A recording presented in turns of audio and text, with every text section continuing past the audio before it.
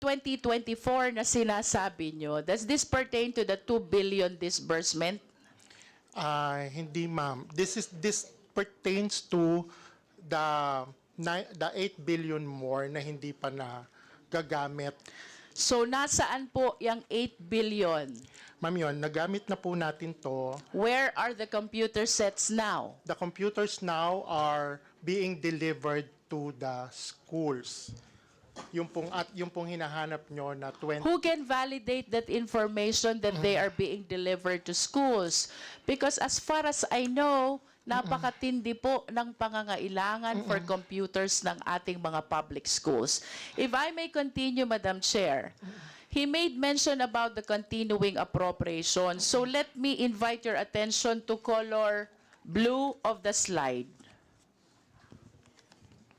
Ayan po yung continuing appropriation.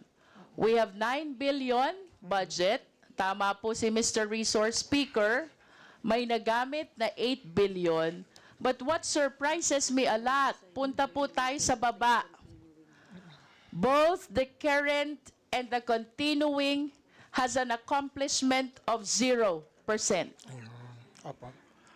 Does our Resource Speaker validate this report? This is as of December 31, 2023. Yes, ma'am. And if I may add, Madam Chair, pagdating po natin dito sa accomplishment report, I hope the people of Batangas are listening to me. Para hindi na nila kulitin kung nasan itong mga computer.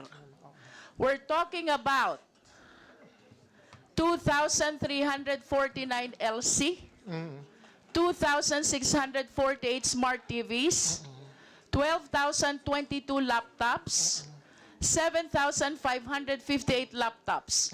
That is for current appropriation. And for continuing appropriation, Madam Chair, ang hindi po na-deliver, 6,770 packages. And the breakdown is 4,067 LC, 337 smart TVs, and 2,366 laptops, with 3,161 laptops for non-teaching personnel. This is as of December 31, 2023. Nasaan po itong mga equipments na ito? Madam Chair, Your Honor, yung pong pinabagit nyo na 4,067 laptops, na-deliver na po natin ang 91.47%. Yung pong sinabanggit nyo na 337 packages ng smart TVs, na-deliver na po natin ang 91.6%.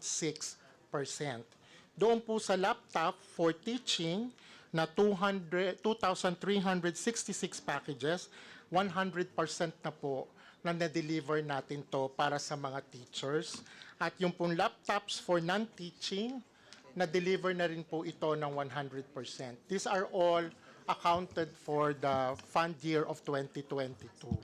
May we request the Resource Speaker to submit to us the documents proving all the delivery? Yes, ma'am. And can we go, Mr. Resource Speaker, to the current appropriation? Nasaan